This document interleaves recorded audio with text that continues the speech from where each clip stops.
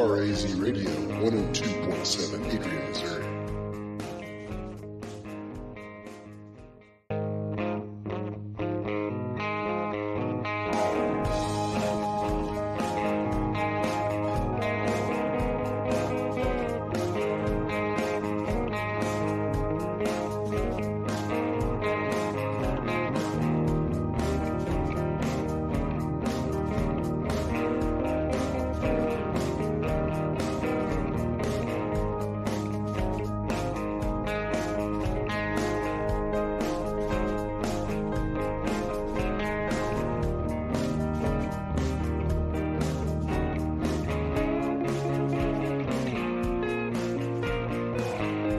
WRAZ Radio 102.7 Adrian, Missouri.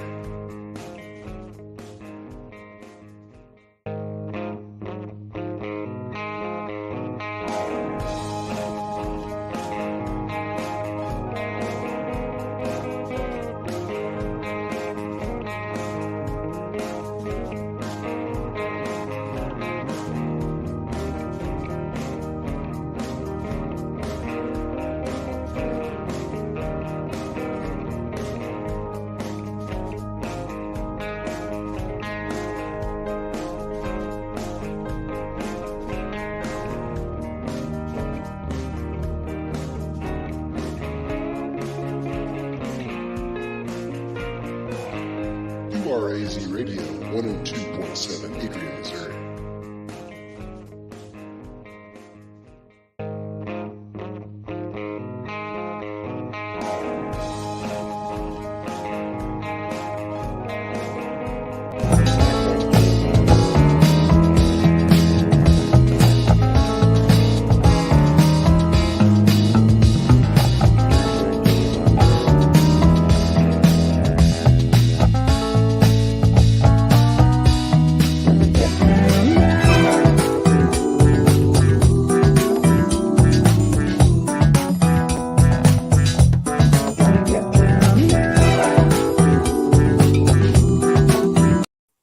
And here we are. We got special guest tonight. We got Lyle Burton with the Adrian Community Theater. Lyle's going to talk to us about theater, what they've got going and their plans. He'll tell us how it got started. I personally think it's amazing that a small town like Adrian has a community theater. I just think that's something special right there. Adrian has so much stuff going on, so much going for it, that it just lights you up a little bit. You may wish you'd brought your sunglasses. Yeah, I'm good. There, I can see him better now. Just my hat so you can see me better. Okay. Lyle, tell us about the Adrian Community Theater. Well, Adrian Community Theater started with a friend of mine, Liberty Underwood. Her daughter didn't have theater in school. Liberty had never had theater when she was in school. It was just kind of a thing of the past, kind of went on the wayside, and it's kind of like wood shop now. There's not very many schools that have wood shop, just something to be creative. And she was looking for an outlet to do that. So she's like, why not create our own group? So she started Adrian Community Theater, I believe, in 2011. And I'm trying to remember their first play, but I've seen productions that they have done in the past before I even came aboard.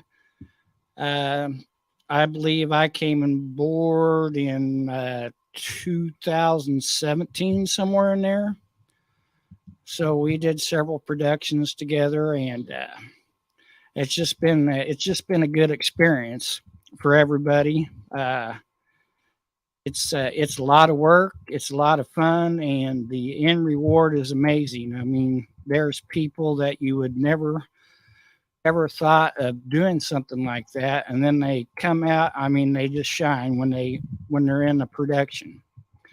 They don't know they can do it, and they're just kind of, well, I don't really know if I can do this. And I'm like, I didn't either, but once you get the ball rolling, everything just comes together. And you got, I'm not familiar with this one that you're doing now. I can read you a little bit on the back of here. You can't beat the house. It's just a little summary of what's going on. I can't tell you the whole thing, but it's just this is kind of how it goes. It says, "You Can't Beat the House" by Pat Cook. I've had trouble breaking into a house before, but this is the first time I've had problems breaking out again. So moans Merle to his partner Howie. These two minor league burglars have really met their match this time, it seems. They decided on a house only to find, after managing to get into the place, that it's up for sale, and before they can leave, Conrad and Glenda, prospective buyers, show up. Merle figures they have two choices: either pretend to be real estate agents or beat it, making the buyer suspect them and call in the police. Merle begins to show the house while Howie checks out to get the car. Now the real estate agent shows up, and Merle has to juggle the couple and the agent. Finally, as Merle gets rid of her and is about to show the door to Conrad and Glenda, Howie arrives with the news that their car had been towed away. Then a cop shows up saying the police are looking for two suspicious characters in the neighborhood. Next in the parade of oddball characters is Conrad's secretary, then Glenda's mother, then her medium, Madame Zenobia. Oh yeah, the place, it turns out, is haunted. This screwball comedy is one wisecrack after another and proves once again that you can't beat the house. All right. That's says we're live. Maybe we are. I think here we go. This is what they're seeing. There's about a 7-second lag. To get the car. Now the real estate agent shows up, And we'll mute that so it don't drive us crazy. But that will show you what the people are seeing out there. Just if you care. So are you having a lot of fun with this? I have been. Of course, recently I had a little spill on a four-wheeler, had a little accident, so I'm kind of laid up for a while, and but I'm still a part of it. I mean, things are going good from what I hear. All the actors and actresses, they're doing a good job. I think now they're doing off book. It's kind of hard to do. Everybody trying to get into the roles, and then it's hard to do just sitting there reading print. And you read it over and over, and then over and over, and then you start just filling in the blanks. And it's just like I told them, there's like, well, we can't get all these lines. I'm like, it doesn't matter. Say the first part and the ending part. Anything in the middle, you can ad lib. It'll be fine. And it got to have that end so the other guy knows when he's cued. Right. Yeah, but it all comes together. Everybody's in jitters opening night, and just once it starts rolling, just let it roll. I haven't done any acting since high school. Have I been acting? I did high school play. You did high school play. And it was a comedy. Uh-huh. So, and I was part of the comic relief. So, which suited me just fine. Right. Got Sister Sharon watching. Sister Sharon. Nobody else has admitted. We're only showing one right now. But oh, well, come on, people. And we're on the radio. So, and if your group's out there rehearsing, they could, where do you rehearse? Right now we are rehearsing at the Antique Tractor Village. You should be able to pick up the radio station should there. Be. I let them know that it was going to be at 7:00 and gave them the call number. Yep. So on 102.7. 102.7 FM. And FM. And they can either pick it up on the radio, or if they got a phone or something, they can go to YouTube to the QRAZ radio page. Right. And watch it there. And it will be available to watch anytime. Because sweet. It stays on there. So if they want to see it, and they can share it with their friends or whatever. So now you were in another one not too long ago.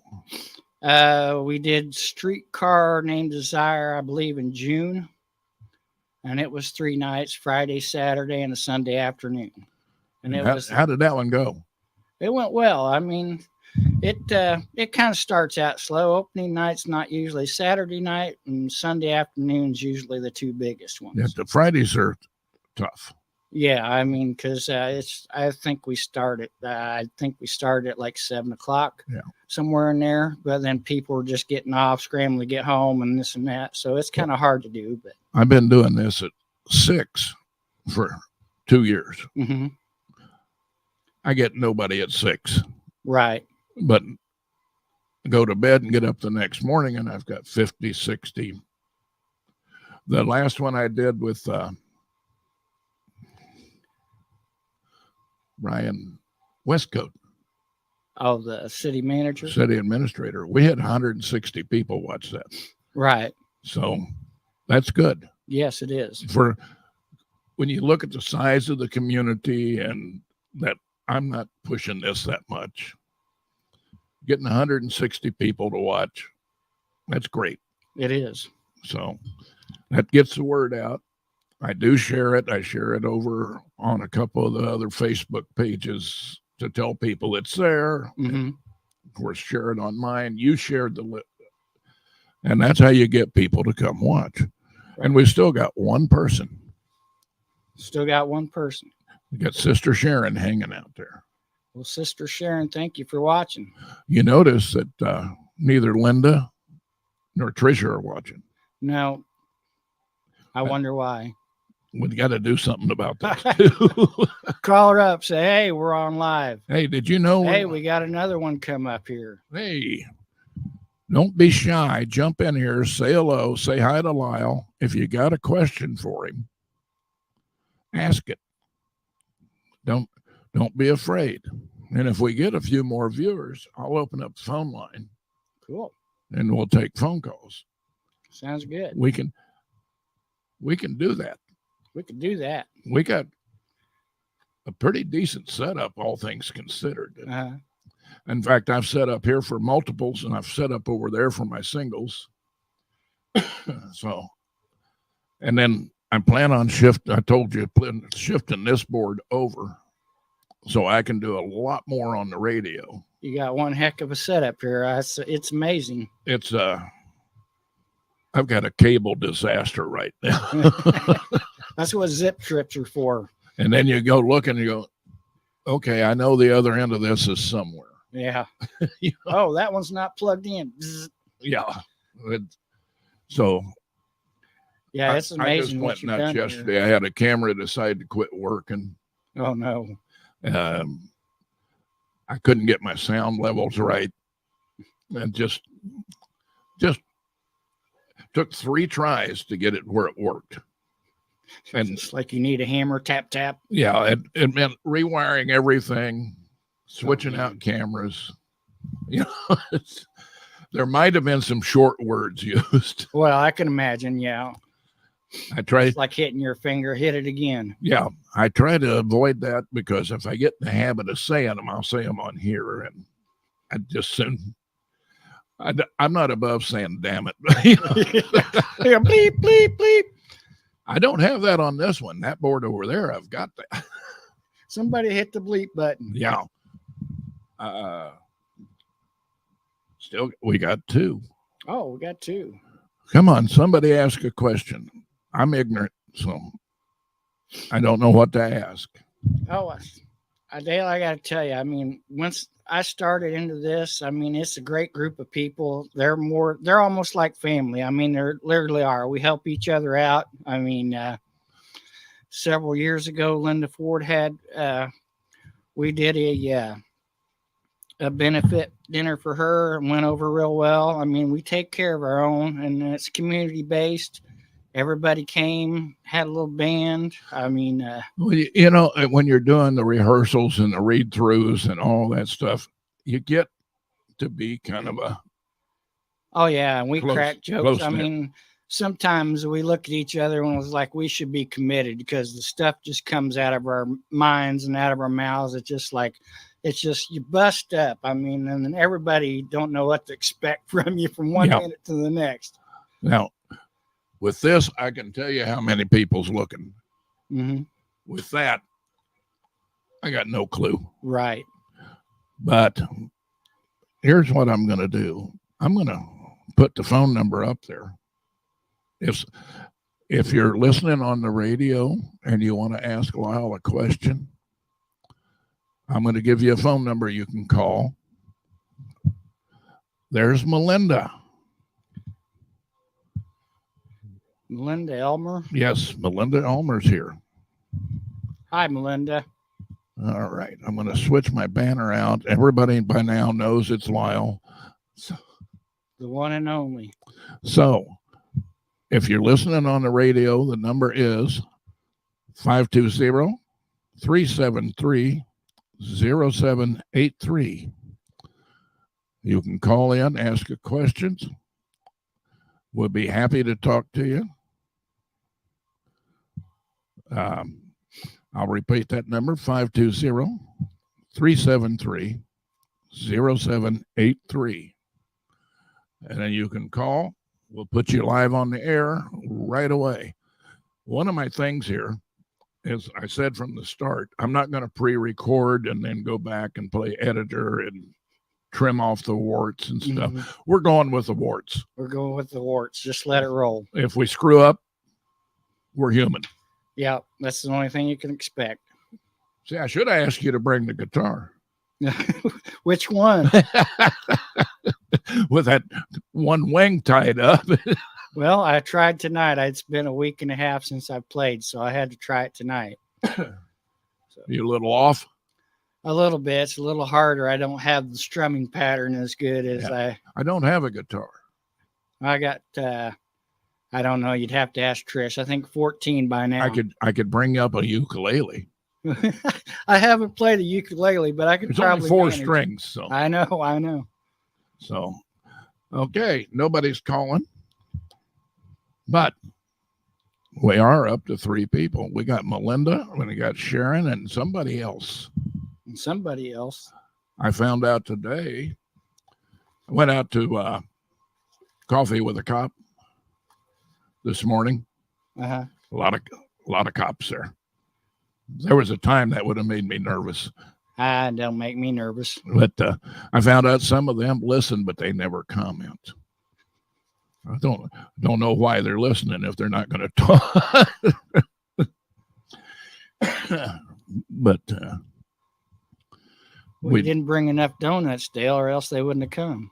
There was a lot of donuts there. Was there? A lot of donuts, free coffee. And Chad was there. Uh-huh. And must have been a dozen cops there. They said free donuts and free coffee. So right. Yeah. So who was watching the rest of the county while they was there? That's a good question. I don't know.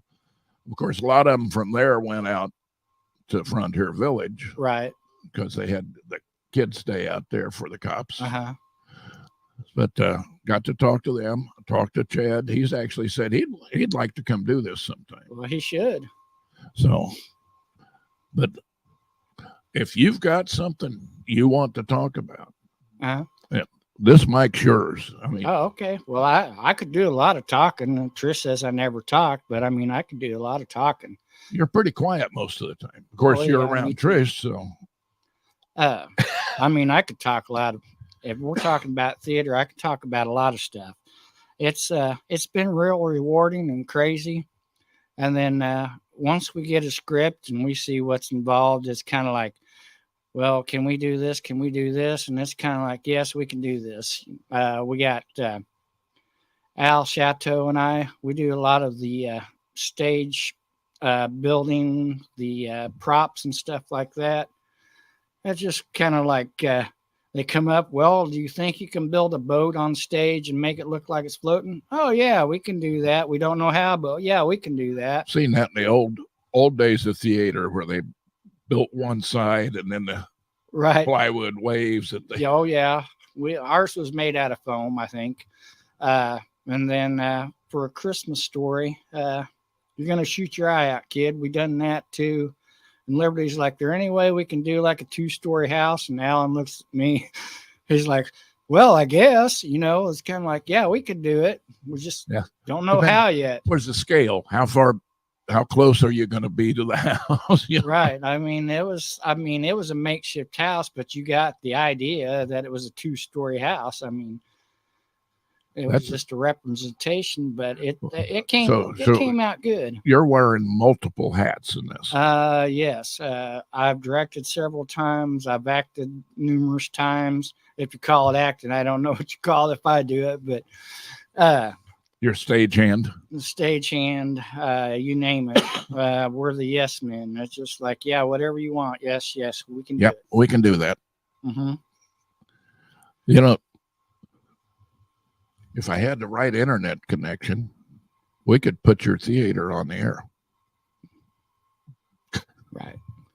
Well, this is more exposure than we've probably gotten for a while. I mean, of course, you wouldn't make any ticket money if we did it. Well, no. But it's just been the last couple of years has kind of been difficult. We did have before the pandemic hit or whatever, we did have one in the makings, and we was going pretty good on that, and then every kind of fizzled out. I mean, there wasn't no way that we could do it. And just picking back up from where we left off, it was kind of hard at first, and getting everything back in line and getting people interested again since we'd been off for so long. It was just a hard thing to do, and then pick up, and just the work that's involved. Everybody's just like, when we was really doing a lot of them, I mean, we do like almost 3 productions a year. So once we're into one and getting to the end of it, we're starting another one and starting auditions.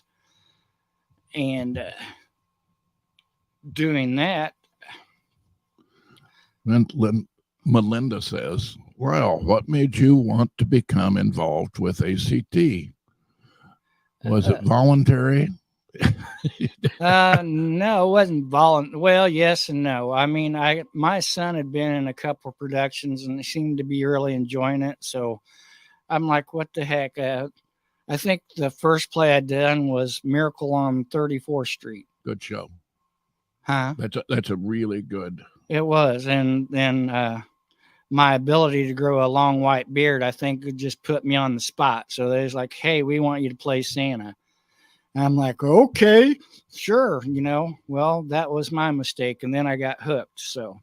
And she says, have you always enjoyed it? Oh, yeah, I've always enjoyed that. I done several in high school. I mean, it's just something I enjoy doing. I mean, it's like I said, it's a lot of work, but it has its own rewards.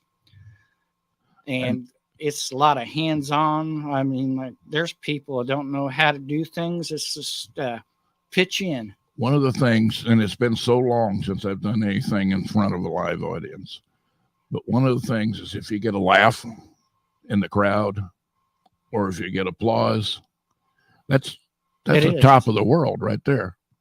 It's just. And it's really great. I mean, it is. I mean, it has its own rewards, and people thinking that they can't do something. I mean, we're always needing help with production. I mean, even if you're not an actor, you can help with stage setup. You can help with the props, whatever. You can still be a part, and then you can learn as you go. And then maybe the next time it comes around, come to audition time. Audition, it's not, you don't have to be. Now, when you get down towards, start doing the real rehearsals. Right. Not just the walkthroughs, but the. Right. I mean, it's just. Do you record it so you can come back and look and say, oh, I screwed up here? No, we can't record it. Copyright laws. I mean, we can't record it on the plays. I mean, you can do 30-second,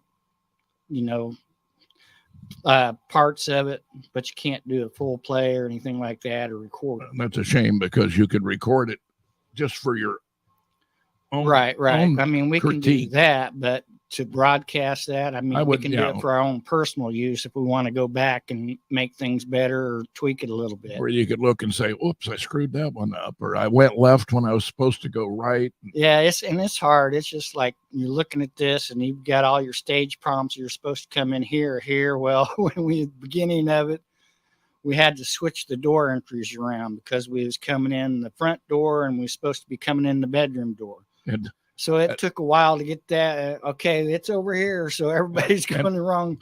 I know those mock-up doors can get interesting. Right. They sometimes decide they're not going to open. Right. You know? And it's just like we're doing it at the Adrian Optimus building. So we really don't have a lot of time. I think we can go in Friday night and do part of it we got for so many hours. And then Saturday we go in and do the rest of the stage setup and everything. And maybe get a rehearsal in, but not likely. But then before you know it, it's like 4 o'clock. Everybody's got to go home, get ready, get something to eat. And then speaking of getting something to eat, the caterer for this production, it's a dinner theater, and the caterer is Season and Time. And heard a lot of good reviews about her and how she does her business. And everybody's always been happy with her. With the reviews and everything. Your problem is you're on stage, so you don't get to eat. No, we don't. I mean, it's like wham bam. It's like we do the production, and then as soon as we say hello to everybody, and it's like, okay, you got to get out. We've got to tear this down and put it back. Yeah, bring me a sandwich. Yeah, it's like give me a cheese stick or something. But yeah, you really don't have any time. I mean, it's a lot. Like I said, it's a lot of work. I mean, it's just like get to rolling. And then get the production done and say your hellos and goodbyes. And well, I'm going to throw this out for the radio listeners again. If you want to call in and ask a question, it's 520-373-0783. 520-373-0783. People will not call because they don't want to be on air. They just real quick. Sure. Off the air here. And it's funny. They won't call in. They call in, we can put them on air. They won't do it. That's why I don't sing. I don't like listening to my own voice sometimes. I don't even sing in the shower because I don't want Trish to leave. But, she's a good old gal. You might want to keep her around. Oh, yeah. She's like, I've kind of wore on her in the last week or so. She's like, I'm going to put you in a nursing home. And I'm like, right. No, don't do that. Well, do they have beer there? Yeah, I hope so. Well, we've made it 27 minutes. If we can get 30 minutes, we're doing good. After that, good, the shortest attention span things kicks in. And we start losing people. Well, while we're at it, I can kind of fill them in on the ticket prices. They probably go for it. Do it. Ticket prices. I got to look at these because it's actually on the tickets. Let me see. One ticket is $30 or $55 for two as a couple. The doors will open at 5:30. Dinner will be at 6, and the show starts at 7 p.m. I've got a graphic for that. I'm going to put it up here. And you really can't, for a couple to go out, $55 for. I'm old and poor, show. You know that. I mean, you can spend easily $100 or $200 just going to a dinner and show now. We don't even have to think about it. Yeah, right. Look at the price of popcorn in the theater. Yeah, we don't have popcorn, unfortunately, but we do have a dinner. But yeah, I haven't been to a movie in a long time because it's pretty expensive. You get popcorn and a Coke, and it's already $25 before you get sit down. Yeah, and I'm from the day when it cost $1 to get into the movie. I don't remember that far back. I can remember maybe $3.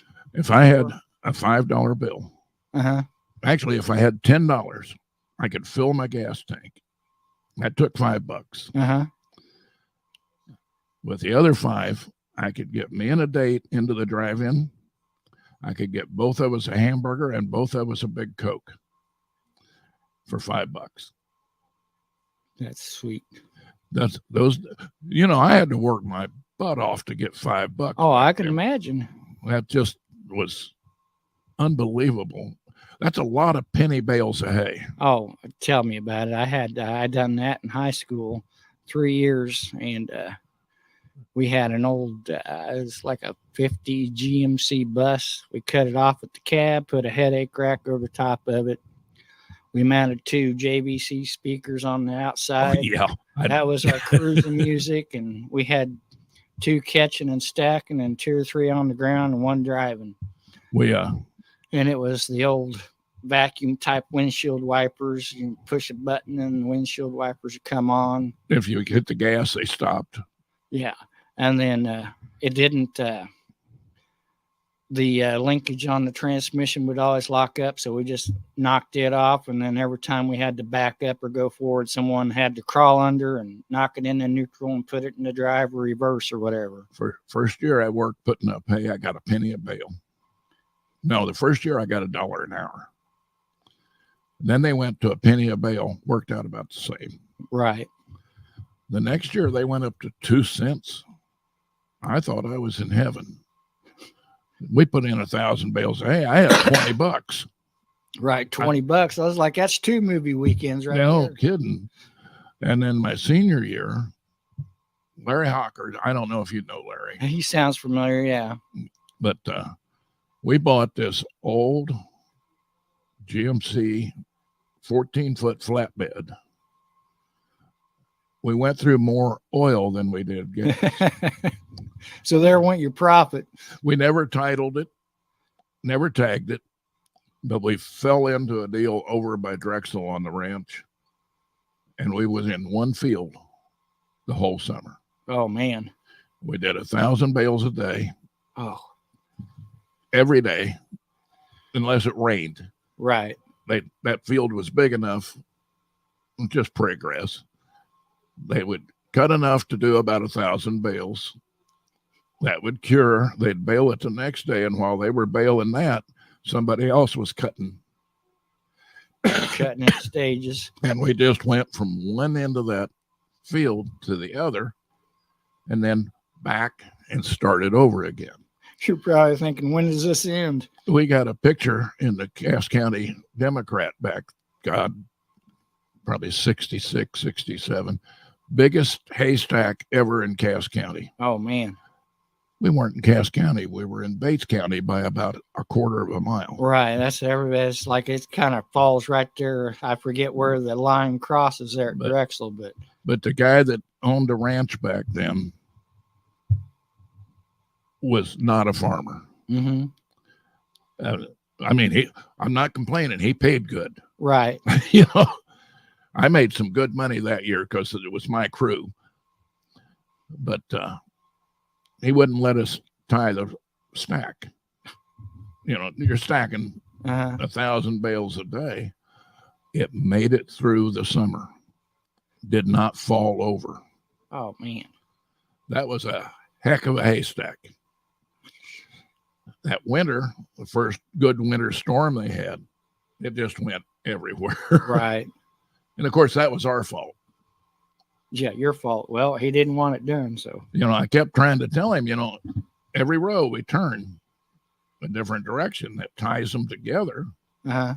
I was just a kid. I didn't know anything. I don't know. There was one day. He said it was inconvenient to pull the stack if he had to change directions on every row. It got a lot more inconvenient when they were just tumbled all over each other. I just about put to death one day. I was close to it. We was sitting eating lunch, and well, we'd already counted the bells, and the farmer had already paid us. So I had $700 or $800 of cash in my pocket. Oh, wow. And we're sitting there at lunch, and we're kind of sitting down, and I'm like, I reach behind there, and my face just turned white, and everybody's like, "What?" No Said, I lost my wallet. And they're like, "What?"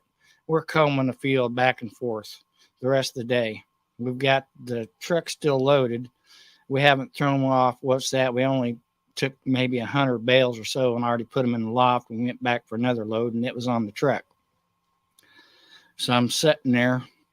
We combed the field back and forth, didn't come up with nothing. So we started unloading the truck, put it on the conveyor. And I don't know how many bales went through. And then I saw in the corner of my wallet, and about maybe an inch or so was lopped off the corner. I just reached in and grabbed it and just started shuffling at the money. I'm like, here you go, take it while you can. Yeah, get paid. Yeah. I had a friend that lost his cell phone putting up round bales, big round bales. Uh-huh. Fell off out of his pocket. Oh, man. And we looked. He called me and said, hey, can you come out and help me go over this field? We went all over that field. We didn't find his cell phone. All of his contacts. Oh, I can imagine. And I said, have you tried calling it? It was on silent. No. He said, well, no, I didn't have a cell phone here, and I had to go home to call you. Oh. And I said, why didn't we try that when we first started this? Yeah, no kidding. It was round bales. It wasn't like square bale where that knife cuts every little bit. Mm-hmm. And I thought, might be a chance. Might be, but it'd be pretty tight in the middle then. I started calling that number, and we were all the bales out in that field, and let it ring. It'd go to voicemail. I'd call it again, let it ring. And I think the second row we walked down, all of a sudden it's like, we hear that ringing. Where is it? Mm-hmm. And we found the bale that was ringing. And it was only about this far in. Just dug with her fingers. Wasn't even a mark on it. You know, the cost of the cell phone, the loss of all the contacts, right, and everything. My phone bit the dust time and supposed to sync all your contacts. Well, it still didn't sync all my contacts. I still got a bunch of them missing. And just I lost the phone, or I didn't lose the phone. It died in Arizona, and I had to get a new one. And I don't have all my contacts in my Google contacts. Right. Because I don't think Google needs to know everybody I know. Right. So I lost a bunch of people. I've got like 200 and some now, but I had over 500 contacts. That was like business contacts for work and everybody else. I was just like, how do I get all this back? So they call, and then I'm like answering them, and then I put them back in. Well, I don't think we're going to get any new ones, but I'll bet you by morning we've got some numbers that look better than what we got now. The live show, if I get 6 people during a live show, I'm thrilled. The show I did with the city manager, we had 8 people. The next morning we had 100. Well, that's good. And by Friday afternoon, it was 130. Well, I'm your guinea pig this time, so. Well, I've done shows with people before, but we did it different. They brought their own laptop. Right. I sent them an invite, brought them in. They had their own webcam on them. Uh-huh. The only thing that I provided the soundboard and the mics. Uh-huh. And that went really smooth. In fact, we did that in the middle of a parking lot because they had a big thing going on there in Arizona City. Uh-huh. And we just set up a table like this and set out in the parking lot. We had a plug in and Wi-Fi there. So that's good. And we had a ball. People come walking by. Hey, come here. Right. Okay. I hope some of you listen to it. Hey, if any of you listen to this on the FM radio, drop me a note. Let me know. You can get me on Facebook, QRAC Radio 102.7. You can send me an email, qracradio@gmail.com. Let me know if you've heard it on the radio because we get no demographics back on the radio. I get demographics on this. Right. Okay. Lyle, I want to thank you for coming by. Thank you, Dale. I'm going to watch the numbers on this because I'll see numbers you won't. And I'll let you know how it does. Good. Hope we got a lot of response. So For you radio listeners, I'm going to go off, and it'll give me just 60 seconds to get you switched back over to the music. We appreciate y'all coming by. Take care of yourselves. Take care of each other. And we'll see you next week, same time. We'll see what happens next week. Thanks, Lyle. Thank you, Dale. Y'all go out and watch the theater this time.